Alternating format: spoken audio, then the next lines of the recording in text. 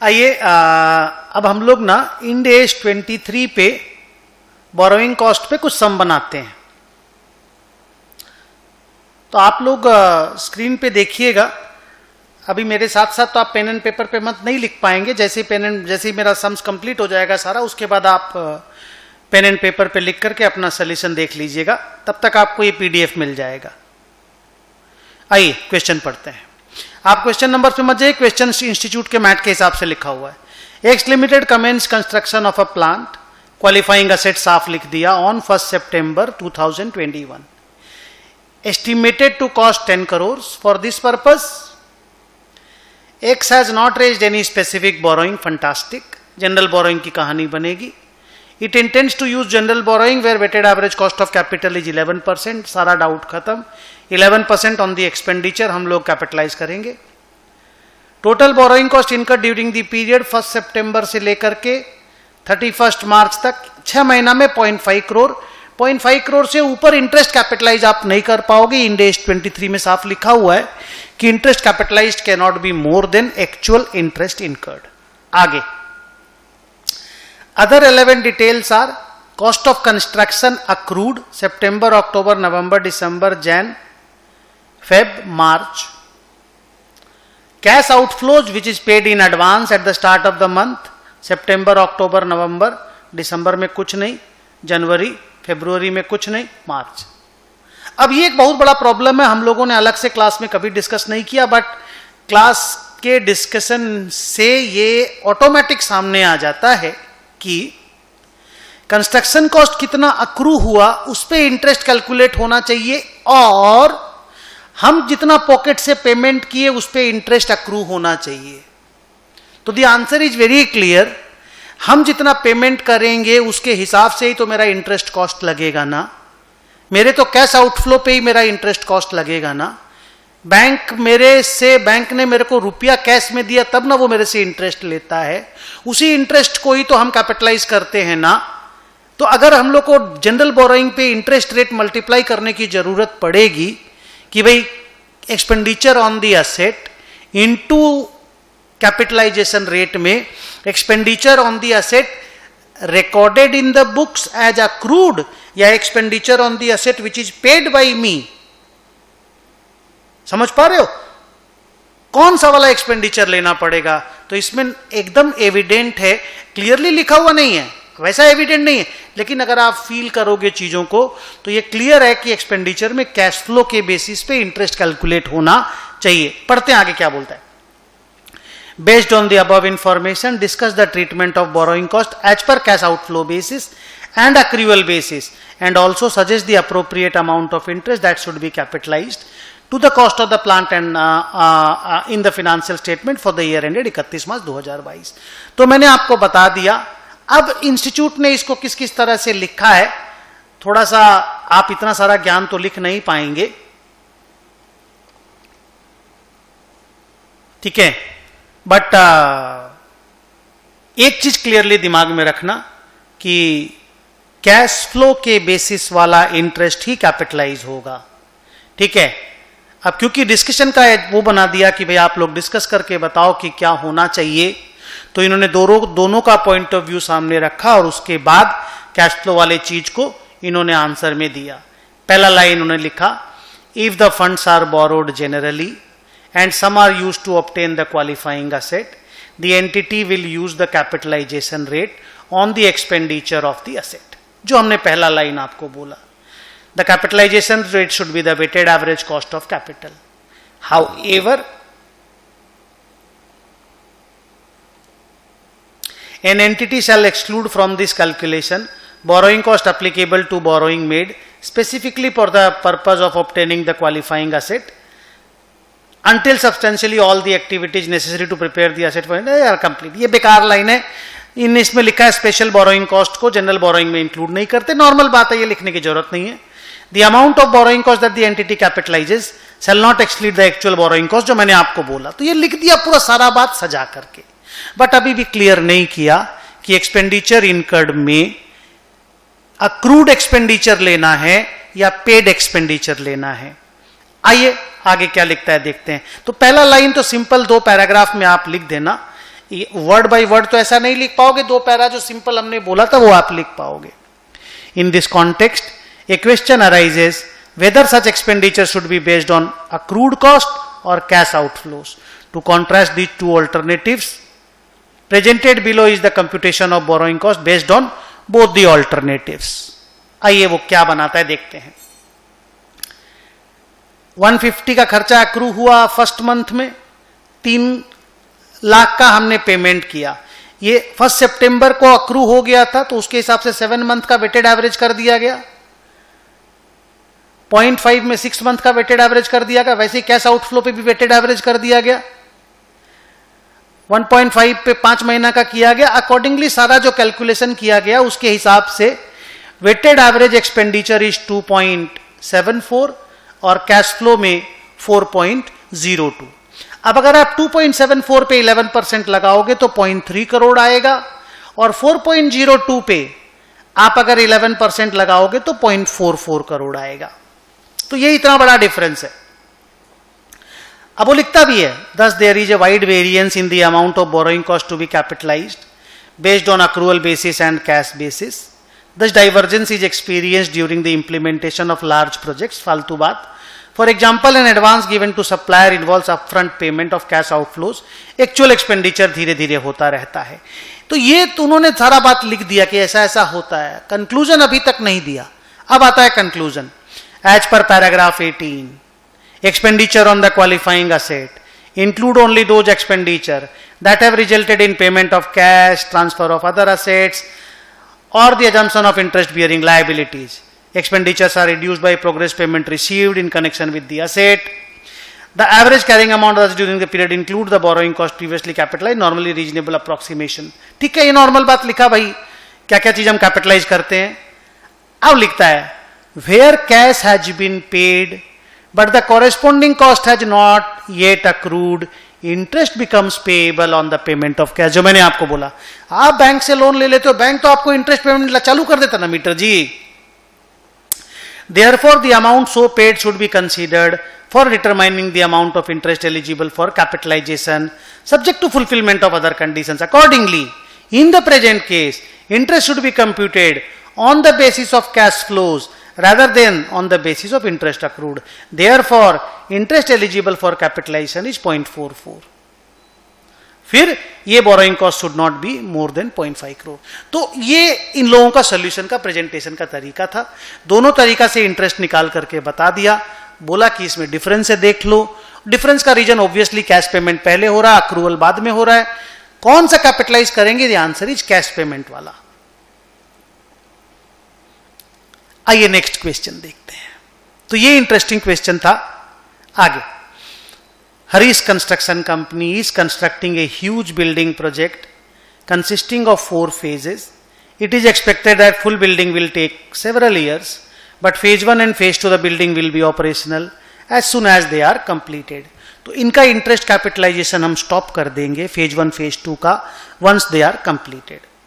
Following is the detail of work done in different phases of the building during the current year.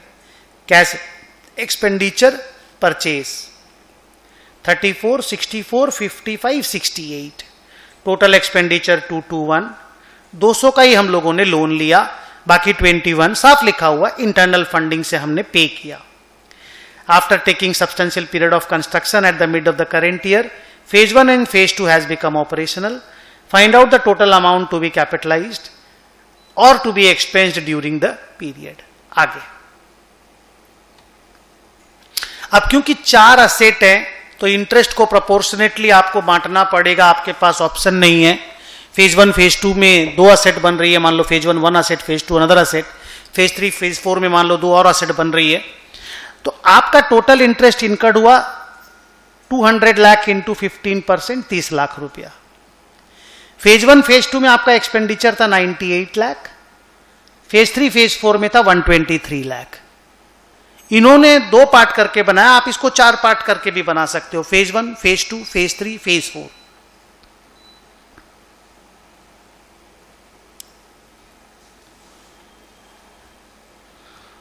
क्योंकि phase 1 और phase 2 को ये combine करके देख रहे हैं क्योंकि एक साथ कंप्लीट हो रहा है, अदरवाइज तो अलग अलग ही बनाना पड़ता.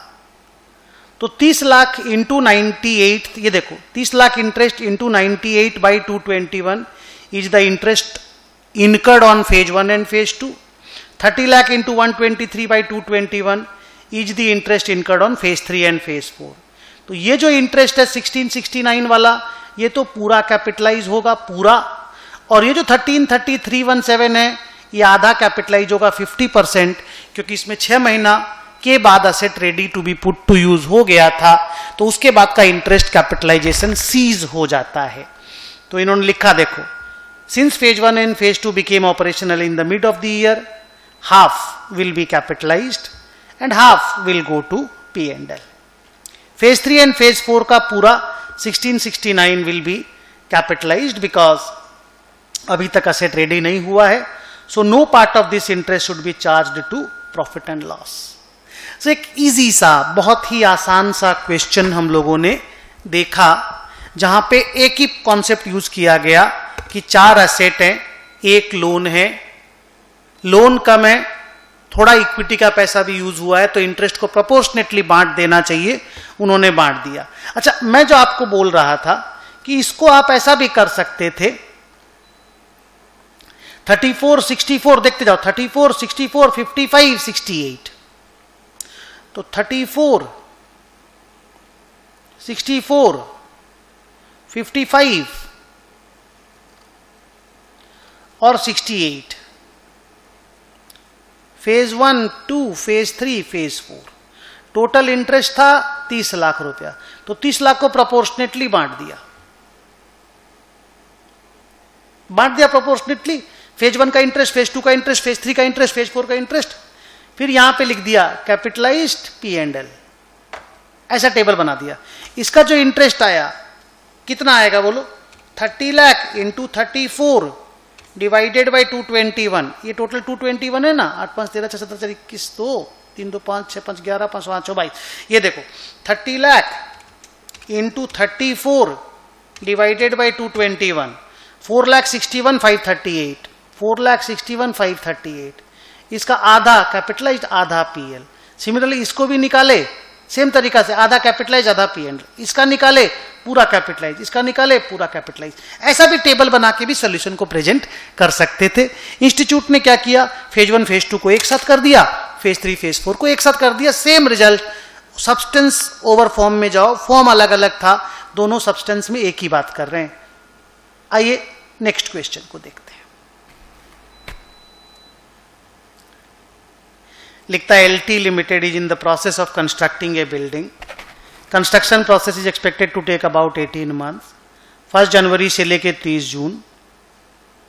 The building meets the definition of a qualifying asset, expenditure ऐसे हुआ है, जनवरी में इतना, जून में इतना, डेट भी दिया ढंग से, हाँ, मार्च में इतना और अगले जून में इतना। 50 करोड़ का खर्चा है। On 1st July 2021, LT limited, ध्यान देना बच्चों, 1 जुलाई तक ये 25 करोड़ का खर्चा लग चुका है। उसके बाद इन्होंने बोरोइंग लिया है 50 करोड़ रुपया का, जनरल बोरोइंग का पार्ट है, क्वालिफाइंग असेट में भी यूज कर रहे हैं, और अलग से कोई बोरोइंग नहीं है, कोई बोरोइंग कॉस्ट इनकर भी नहीं हुआ पहले से।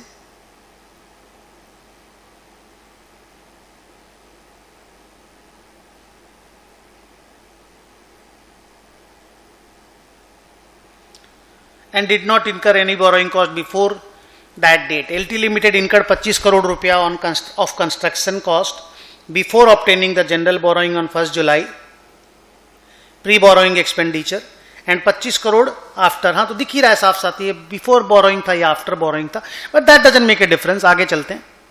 For each of the financial year March 21, 22, 23, calculate the borrowing cost that LT limited can capitalise.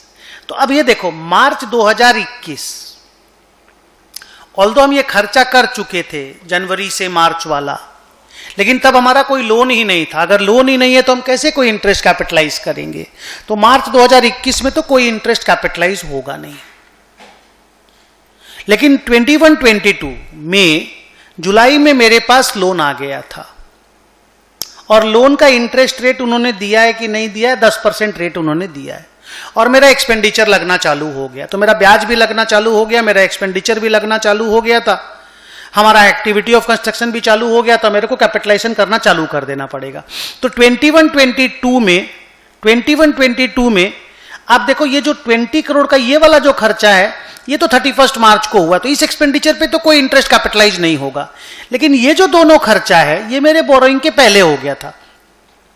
तो अब जो expenditure on the qualifying asset है वो 25 करोड़ था एज ऑन 1 जुलाई, और 1 जुलाई से इंटरेस्ट भी लगना चालू हो गया और उसके बाद मार्च तक और कोई खर्चा नहीं लगा।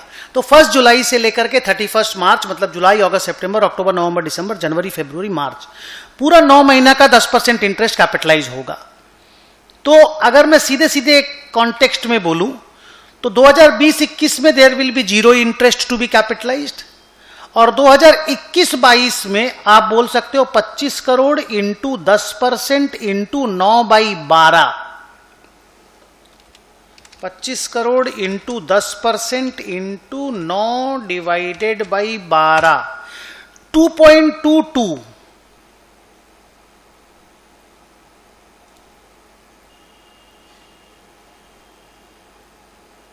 ओ नहीं, हाँ 25 करोड़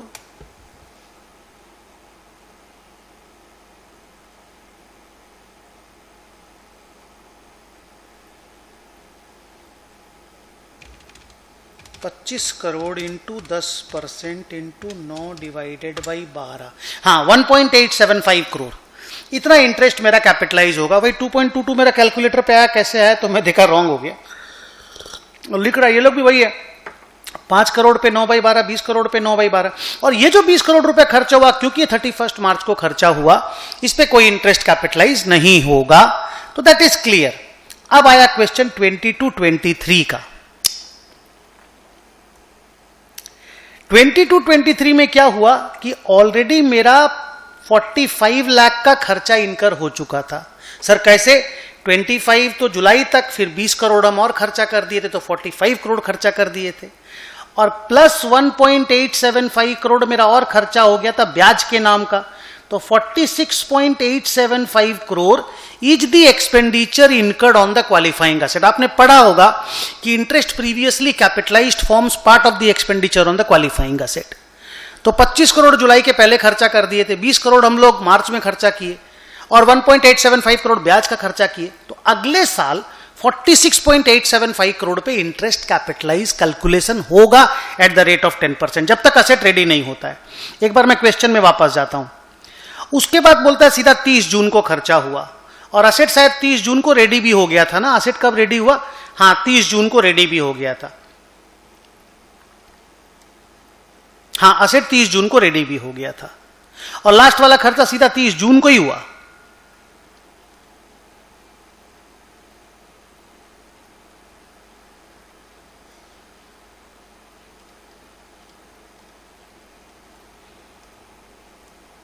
तो आइए देखते हैं थर्ड ईयर में कितना इंटरेस्ट कैपिटलाइज हो रहा है, क्योंकि मार्च के बाद अगर चालू करोगे तो अप्रैल, मई, जून 3 महीना, एंड मेरे कैलकुलेशन पे 46.875 करोड़ इंटू 10% इंटू 3/12, क्योंकि लास्ट वाला जो 5 करोड़ रुपया लगा है वो तो लास्ट डेट में लगा, उस पर तो कोई इंटरेस्ट कैपिटलाइज होगा नहीं। तो 46.875 पे 10% पे 3 महीना का इंटरेस्ट निकाल लो।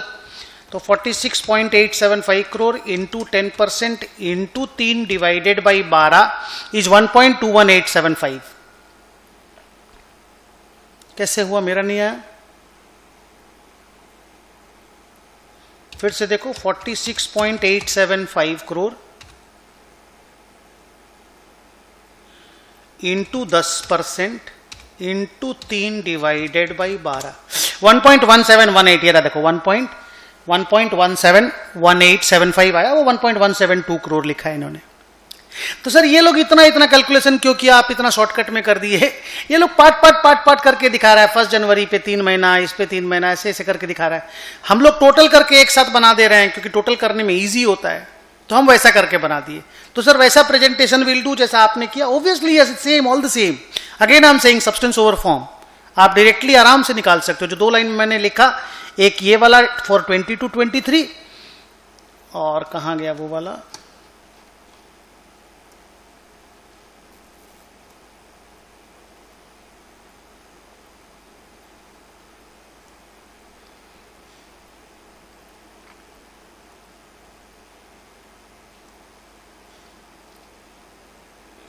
और वो था 25 लाख पे 9 महीना का ना। हाँ, तो 25 लाख 25 करोड़ इंटू 10% इंटू 9/12, जिसका आंसर आया था 1.875 ना। एक बार मैं वापस देख लूं बेटा, 25 into 10% into 9 divided by 12, yes. तो आप 2 लाइन, फर्स्ट में first year zero interest will be capitalise because interest start ही नहीं हुआ, सेकेंड ईयर, थर्ड ईयर, तो आप डायरेक्टली इस तरह से निकाल सकते हो। आइए एक बार इंस्टीट्यूट ने क्या क्या ज्ञान की बातें लिखी हैं वो देख लेते हैं।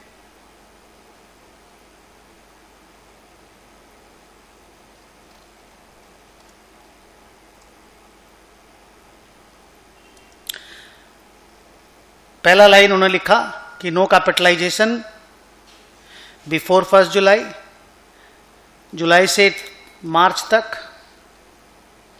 और सेकेंड थर्ड ईयर का ये कैपिटलाइजेशन। हाँ, तो बस यही टोटल कैपिटलाइजेशन की कहानी, आप 3 लाइन में आंसर करके आ सकते हो। थोड़ा बहुत ज्ञान लिखने का बात है तो वो ज्ञान लिख सकते हो कि इंटरेस्ट का कैपिटलाइजेशन जो स्टार्ट होगा उसके लिए 3 कंडीशन चाहिए, असेट पे खर्चा होना चालू हो जाए, activity ready to construct the asset चालू हो जाए, और ब्याज लगना चालू हो जाए। ठीक है, आइए अगला क्वेश्चन देखते हैं। इंड AS 23 पे लिखता है PQR limited is engaged in tourism business. Company holiday resort बना रही है, क्वालिफाइंग असेट है शिमला में। Cost of the asset borrowed fund से बनेगा 100 लाख रुपया का है, at the rate of 12% per annum. 40 lakh डिस्बर्स्ड हो गया 1 अप्रैल को, 60 लाख रुपया 1 जून को, 3 महीना बाद डिस्बर्स हुआ। 3 महीना भी नहीं, 2 महीना, अप्रैल में गुजरा था। साइट प्लानिंग का काम 1 जून को चालू हो गया। चीफ इंजीनियर मेडिकल लीव था, मेडिकल लीव पे था उस पीरियड में। Company commenced physical construction on 1 July and the construction work continued till 30th of September 2022 and thereafter construction activity stopped due to landslide on the road which leads to the construction site. The road blockages have been cleared by the government machinery by 31st December. तो blockage कब हुआ बोलो तो सितंबर में हुआ और दिसंबर में clear हो गया। माने अक्टूबर, नवंबर, दिसंबर 3 महीना प्रॉब्लम रहा। Construction activities resumed on 1 January and completed on 28th of February 2023. आगे The date of opening has been scheduled for 1st of March, but unfortunately district administration gave permission for opening on 16 March due to lack of safety measures like fire extinguishers have not been installed by then. बहुत सारी बातें लिखी है, देखते हैं question में क्या पूछा है। Determine the amount of the borrowing cost to be capitalized towards the construction of the resort when landslide is not common in Shimla and delay in approval for the district administration office is minor administrative work. और दूसरा question डाला landslide is common in Shimla and delay in approval is major administrative work left over. इस दोनों situation में कितना interest capitalise होगा उसके लिए अगला बातचीत करना चाहता है। अब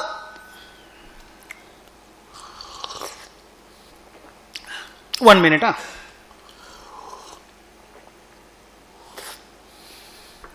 अब इसका आंसर जो छुपा हुआ ना बेटा, वो एक छोटे से पैराग्राफ में छुपा हुआ है।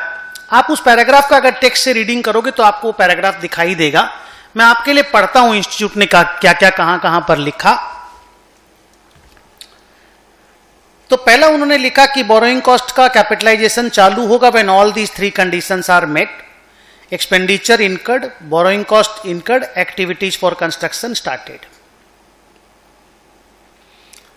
ठीक है, अब यहां पे ये सबसे इंपॉर्टेंट पैराग्राफ है, जरा ध्यान देना।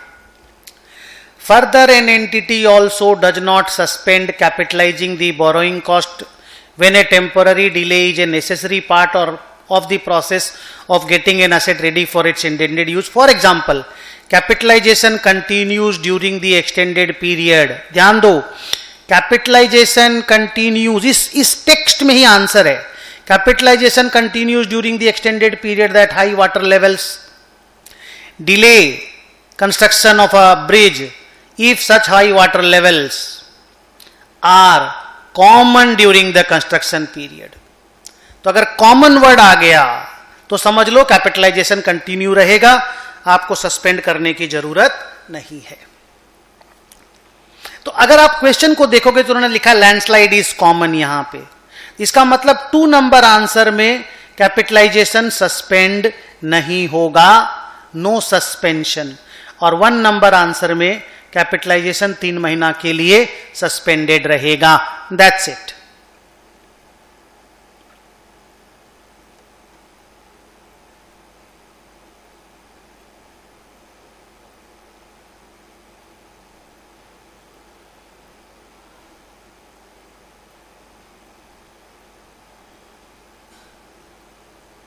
अच्छा, यहां पे भी 15 दिन है, 3 महीना और 15 दिन, उधर 3 महीना लैंडस्लाइड का और ये 15 दिन इसका एडमिनिस्ट्रेशन वर्क का, तो 3.5 महीना की टोटल कहानी है।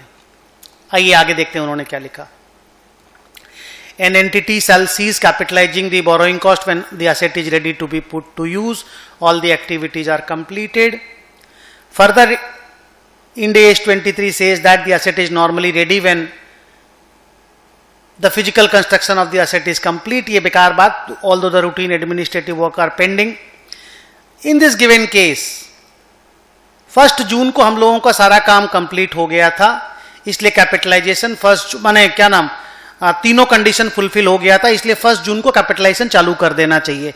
आइए इसको हम एनालाइज करते हैं। यहां पे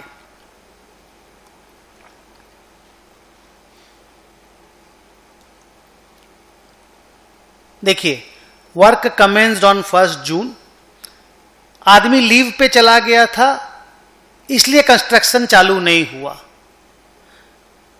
तो आप लीव पे चले गए और कंस्ट्रक्शन चालू नहीं हुआ, दैट डजंट मीन कि हम कैपिटलाइजेशन चालू नहीं करेंगे, क्योंकि बाकी एक्टिविटीज जो है वो चालू हो गया था।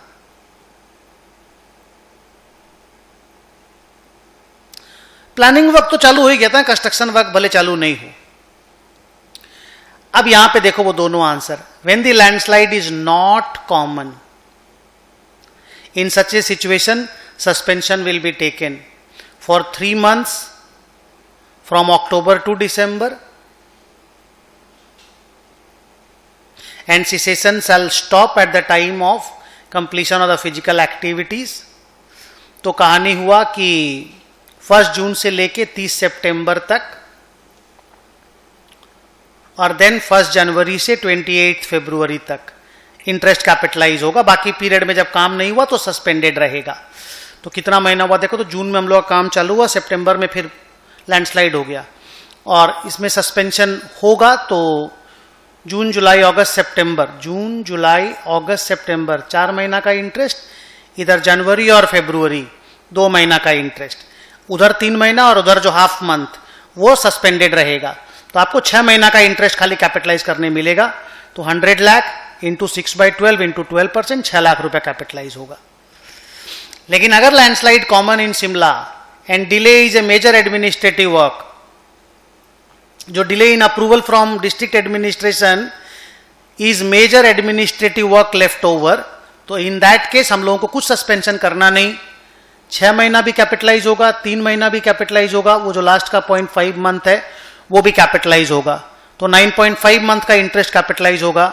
100 लाख इंटू 12% इंटू 9.5 मंथ, 9,50,000 का इंटरेस्ट कैपिटलाइज होगा। तो सिंपल सा बात है रे, टोटल 9.5 मंथ का कहानी था, 6 मंथ और 9.5 मंथ, 3.5 मंथ का डिले था। अगर कॉमन वर्ड लिखा हुआ है लैंडस्लाइड इज कॉमन तो आप सस्पेंड मत कीजिएगा, और लैंडस्लाइड इज नॉट कॉमन तो आप सस्पेंड कर दीजिएगा। That's it. So with this Ind AS 23 के कुछ सम्स हम लोगों ने कंप्लीट किए। Thank you very very much.